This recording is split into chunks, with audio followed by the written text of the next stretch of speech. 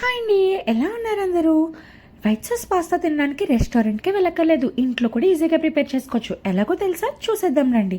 First అయితే పాస్తాని boil చేసి పక్కన పెట్టుకోవాలి. తర్వాత కొంచెం బటర్, ఆయిల్ వేసి గార్లిక్, ఆనియన్స్, పచ్చిమిర్చి, క్యారెట్, పొటాటో ఇవన్నీ వేసి ఫ్రై చేసిన తర్వాత అందులో కొంచెం బటర్ వేసుకొని, మైదా వేసుకొని బాగా ఫ్రై చేసుకోవాలి.